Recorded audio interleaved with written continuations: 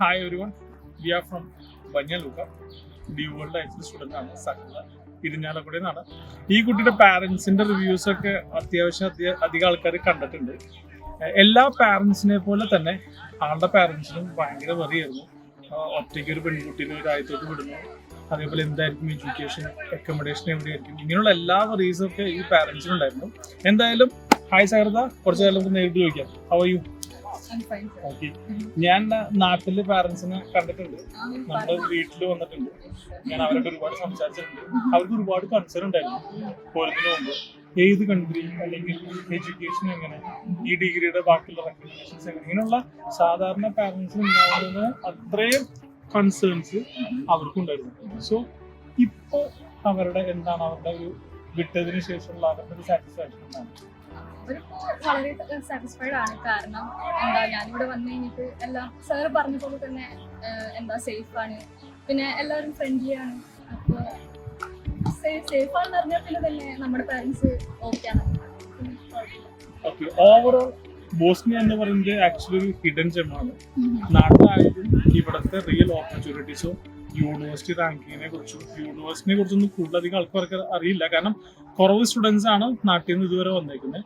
So എന്താണ് വരാൻ പോകുന്ന സ്റ്റുഡൻസിനോട്, പാരന്റ്സിനോട് ഇവിടെ നിന്ന് എന്താണ് ആദ്യമായിട്ട് ഇപ്പോൾ ഒരാൾക്ക് ഫ്രണ്ടായിട്ട് സംസാരിക്കുന്നത് ബോസ്നിയനെ കുറിച്ച് എന്തൊക്കെ വിശേഷങ്ങൾ പറയാനുണ്ട്? മെയിനായിട്ട് ക്ലൈമറ്റ്, നമുക്ക് അഡ്ജസ്റ്റ് ചെയ്ത് പോകാൻ പറ്റാത്തത് ക്ലൈമറ്റ് ആയിരുന്നു. പക്ഷെ അത്രയ്ക്ക് വലിയ കുഴപ്പമുണ്ടായിരുന്നില്ല. തണുപ്പുള്ള സമയത്ത് നല്ല തണുപ്പും, അല്ലാത്ത ചൂടുള്ള സമയത്ത് നല്ല ചൂടാണ്. ചൂട് പിന്നെ നമുക്ക് അങ്ങനെ കൂടുതൽ എക്സ്പീരിയൻസ് ചെയ്യാൻ പറ്റില്ല, കാരണം അപ്പോഴേക്കും നമ്മൾ വീട്ടിലേക്ക് പോകും. ഞാൻ എല്ലാ സ്റ്റുഡൻസിനോടും പറയും, വിന്റർ നിങ്ങൾക്ക് ഈസി ആയിട്ട് മാനേജ് ചെയ്യാം. നിങ്ങൾ ധരിക്കേണ്ട കുറച്ച് വേഷങ്ങളുണ്ട്: thermals, cap, gloves, winter socks, അതേപോലെ തന്നെ വിന്റർ ഷൂസ്. ഇങ്ങനെയുള്ള എല്ലാ കാര്യങ്ങളും ധരിച്ചാൽ ഒരുപാട് അസുഖങ്ങളും അതേപോലെ തന്നെ ആ തണുപ്പിൽ നിന്നൊക്കെ നിങ്ങൾക്ക് ഈസി ആയിട്ട് ഫ്രീ ആവാം. അതേപോലെ തന്നെ അങ്ങനെ തന്നെയാണ് എല്ലാവരും ചൂസ് ചെയ്യുന്നത്. ഓക്കെ, വേറെ എന്താണ് ക്ലൈമറ്റ് എന്ന് പറഞ്ഞാൽ വിന്റർ, സമ്മർ, സ്പ്രിങ്, ഇങ്ങനെയുള്ള എല്ലാ കാര്യങ്ങളും നമ്മൾ സ്കൂളിലൊക്കെ പഠിച്ച ആ ഒരു കഴിഞ്ഞ, അതായത് ഓട്ടം എന്ന് പറഞ്ഞു കഴിഞ്ഞാൽ ഈ ഇലകൾ മൊത്തം മഞ്ഞ കളറാവാൻ ഒരുപാട് ഫോട്ടോസ് എടുക്കാനുള്ള ഒരുപാട് അവസരം അല്ലേ? എഡ്യൂക്കേഷനെ കുറിച്ച് എന്താണ്? എഡ്യൂക്കേഷൻ ഞാൻ അതത്ര ആദ്യമായിട്ട് ഇങ്ങോട്ടേക്ക് വരാമെന്ന് പറഞ്ഞ് പേടിയായിരുന്നു. എങ്ങനെയായിരിക്കും പുതിയൊരു കൺട്രിയിൽ പോകുന്നു, അപ്പോൾ എങ്ങനെയായിരിക്കും ആൾക്കാരോട് കമ്മ്യൂണിക്കേറ്റ് ചെയ്യുക, അങ്ങനെയൊക്കെയുള്ള ഒരു ടെൻഷൻ ഉണ്ടായിരുന്നു. പക്ഷെ ഇവിടെ വന്നു കഴിഞ്ഞപ്പോൾ അത്രയ്ക്ക് വലിയ പ്രശ്നം ഉണ്ടായിരുന്നില്ല. ഇവിടെ അത്യാവശ്യം കുറച്ച് പേർക്ക് ഇംഗ്ലീഷ് അറിയാം, നമുക്ക് അഡ്ജസ്റ്റ് ചെയ്ത് പോകാൻ പറ്റും. പിന്നെ നമ്മുടെ പ്രൊഫസേഴ്സ് ഒക്കെ ആണെങ്കിൽ അവരുടെ ഇംഗ്ലീഷൊക്കെ നമുക്ക് മനസ്സിലാവും, അതുകൊണ്ട് കുഴപ്പമില്ല. അവരായിട്ട് നല്ല രീതിയിൽ പോകുന്നു. അവർ ഭയങ്കര ഫ്രണ്ട്ലി ആണ്. നമുക്ക് എന്തെങ്കിലും ഡൗട്ട് ഉണ്ടെങ്കിൽ ചോദിച്ചത് പറഞ്ഞു തരും. അപ്പോൾ അതൊന്നും എനിക്ക് അത്രയ്ക്ക് ചലഞ്ചിങ് ആയിട്ട് അങ്ങനെ പ്രശ്നമായിട്ട് എനിക്കൊന്നും തോന്നിയില്ല. ഇവിടുത്തെ നിങ്ങളുടെ ക്ലിനിക്കൽ എക്സ്പോഷർ ആണെങ്കിലും ഇവിടുത്തെ ഒരു നാഷണൽ ഹോസ്പിറ്റലിലാണ് നിങ്ങളുടെ ക്ലിനിക്കൽ എക്സ്പോഷർ ഒക്കെ. ഞാൻ ആ ഹോസ്പിറ്റലിൽ എനിക്കറിയാം, വിസിറ്റ് ചെയ്തിട്ടുണ്ട്. നമ്മുടെ നാട്ടിലത്തെ ഒരു ഗവൺമെന്റ് ഹോസ്പിറ്റലോ അല്ലെങ്കിൽ അവരുടെ ഹോസ്പിറ്റലല്ല, അത്യാവശ്യം മോഡേൺ ടെക്നോളജി. അതായത് റിയലി നിങ്ങൾക്കൊരു യൂറോപ്യൻ സ്റ്റൈൽ ടെക്നോളജി ഫെസിലിറ്റീസ് ഉള്ള ഹോസ്പിറ്റൽസിൽ തന്നെയാണ് നിങ്ങളുടെ ക്ലിനിക്കൽ എക്സ്പോഷർ. സോ നാട്ടിൽ പഠിക്കുന്നതിനാണോ ഇവിടെ പഠിക്കുന്നതാണോ ഏറ്റവും ബെറ്റർ? രണ്ട് കാര്യങ്ങളുണ്ട്. FMG എക്സാം ഉണ്ട്, പക്ഷെ നെക്സ്റ്റ് എന്നുള്ള എക്സാം വന്നു കഴിഞ്ഞാൽ, ഫോർ എക്സാമ്പിൾ ഇന്നത്തെ അവസ്ഥയിൽ നെക്സ്റ്റ് എന്നുള്ള എക്സാം ഉണ്ടെന്ന് കൂട്ടാം. നാട്ടിൽ പഠിക്കോ ബോസ്നിയയിൽ പഠിക്കും? ഞാൻ 2 വർഷം റിപ്പീറ്റ് ചെയ്തെന്ന് സാറിന് അറിയാലോ. അപ്പോ ശരിക്കും ഒന്നാമത്തെ വർഷം പിന്നെ അത് കോട്ടയം നിൽക്കും. പക്ഷെ രണ്ടാമത്തെ ശരിക്കും ബേസ് ടൈം ആയിരുന്നു. അപ്പോൾ എനിക്കിതിനെ കുറിച്ചൊന്നും അറിയില്ലായിരുന്നു. ഈ അബ്രോഡ് പഠിക്കുന്നതിനെ കുറിച്ചും അതിനെക്കുറിച്ചൊരു ഐഡിയ ഉണ്ടായിരുന്നില്ല.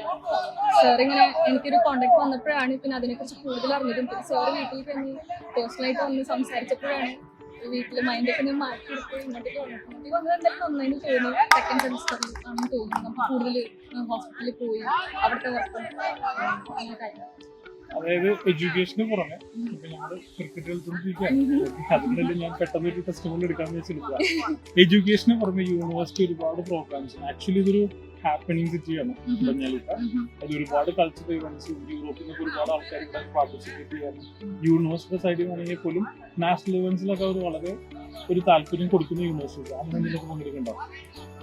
നമ്മുടെ ഇവിടെ ദീപാവലിയുടെ ഒരു ഇവന്റ് ഉണ്ടായിരുന്നു. അതിനൊക്കെ എന്താ ഗർഭ കുറെ ഡാൻസ് പ്രോഗ്രാംസ് ഒക്കെ ഉണ്ടായിരുന്നു. സോ എന്താണ് നിങ്ങൾക്കൊരു മെസ്സേജ് കൊടുക്കുന്നത് നാട്ടിലിരിക്കുന്ന ഒരുപാട് പാരന്റ്സിനും സ്റ്റുഡൻസിനും ബോസ്നിയനെ കുറിച്ചോ അല്ലെങ്കിൽ ബന്യാലുക്കിനെ കുറിച്ചോ യൂണിവേഴ്സിറ്റി ഓഫ് ബംഗാളൂരിനെ കുറിച്ച്. കാരണം അങ്ങനെ ഒരു ക്യാമ്പസ് നാട്ടിലൊന്നും നിങ്ങൾക്ക് കാണാൻ പറ്റത്തില്ല.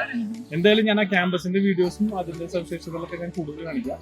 ഫോർ എക്സാമ്പിൾ നീറ്റ് റിപ്പീറ്റ് ചെയ്യാൻ പോകുന്ന സ്റ്റുഡൻറ് എന്തുകൊണ്ട് നീറ്റ് റിപ്പീറ്റ് ചെയ്യാൻ പറ്റും, അത് എഴുതിയാൽ കിട്ടും ഉറപ്പുള്ളവരും മാത്രം അതിന് ട്രൈ ചെയ്യാം. അത് മാത്രമേ എനിക്ക് പറയുള്ളൂ. കാരണം 2 വർഷം കളഞ്ഞ ആളാണ് ഞാൻ. അതുകൊണ്ട് അത്രയ്ക്ക് ഉറപ്പുണ്ടെങ്കിൽ മാത്രം നീറ്റ് കൊടുക്കും.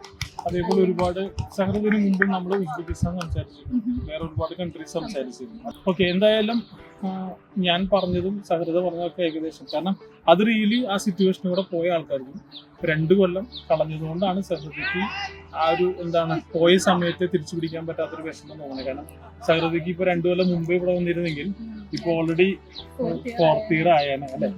കാരണം മെഡിക്കൽ ജേണില് നിങ്ങൾക്ക് സമയം കളയാനില്ല. കാരണം 6 years പഠിച്ച് MBBS പഠിച്ച് MD എടുത്താലും ഡോക്ടറേറ്റ് എടുത്താലും ഏതെങ്കിലും ഒരു രാജ്യത്തോട്ട് മൂവ് ചെയ്യണമെങ്കിലും അതിന്റെ മെഡിക്കൽ കൗൺസിൽ എക്സാംസിന്റെ ട്രെയിനിങ്, ഇങ്ങനെയുള്ള ഒരുപാട് കാര്യങ്ങൾക്ക് നിങ്ങൾക്ക് ടൈം ആവശ്യമുണ്ട്. സോ നിങ്ങളെ ടൈം കൺസപ്ഷൻ എന്തായാലും ഒരു മെയിൻ ക്രൈറ്റീരിയ ആയിട്ട് നോക്കാം. അത്ര ഉറപ്പുണ്ടെങ്കിൽ മാത്രം നീറ്റ് റിപ്പീറ്റിങ്ങിന് പോവാം. അല്ലെങ്കിൽ നിങ്ങൾക്ക് മെറിറ്റ് സീറ്റ് കിട്ടിയില്ലെങ്കിലും MBBSോടുകൂടി നിങ്ങളുടെ ജേർണി നിൽക്കത്തില്ല. നിങ്ങൾക്ക് നല്ലൊരു MD ഡിഗ്രീസ്, നല്ലൊരു EU കാൻഡിഡേറ്റ് കൺട്രിയിൽ MBBS പഠിച്ച് നിങ്ങൾക്ക് നാട്ടിലോ അല്ലെങ്കിൽ ഇവിടെ നിന്ന് തന്നെ യൂറോപ്പിലോട്ടൊക്കെ ഒരുപാട് അവസരങ്ങളുണ്ട് അല്ലെ. നിങ്ങൾക്ക് ജർമ്മനിയിലൊക്കെ വിതൗട്ട് മെഡിക്കൽ കൗൺസിൽ എക്സാംസ് ഇല്ലാതെ അതെ. സോ ഇതാണ് ഇതിൽ നിന്നുള്ള ചെറിയൊരു മെസ്സേജ്. നീറ്റ് റിപ്പീറ്റ് ചെയ്യാം കോൺഫിഡൻസ് ഉണ്ടെങ്കിൽ മാത്രം. അല്ലെങ്കിൽ നല്ലൊരു രാജ്യത്ത് നല്ലൊരു ഗവൺമെന്റ് യൂണിവേഴ്സിറ്റി 2-3 കാര്യങ്ങൾ നോക്കാം. ഒന്നത് ഗവൺമെന്റ് യൂണിവേഴ്സിറ്റിയാണ് നോക്കാം, വേൾഡ് റാങ്കിങ് നോക്കാം, നിങ്ങളുടെ ബഡ്ജറ്റിന് പറ്റുന്ന കൺട്രി ആണോ നോക്കാം. അതേപോലെ NABI, WFM ഇങ്ങനെയുള്ള അക്രഡിറ്റേഷൻസ് ഉള്ള യൂണിവേഴ്സിറ്റി ആണെന്ന് എന്തായാലും ഉറപ്പ് വരുത്താം. ഇതിനെക്കുറിച്ച് MBBS പുറത്ത് പഠിക്കുന്നതിനെ കുറിച്ച് കൂടുതൽ ഡീറ്റെയിൽസ് ആവശ്യമുണ്ട്. So thank you. പിന്നെ വേറെ എന്താണ്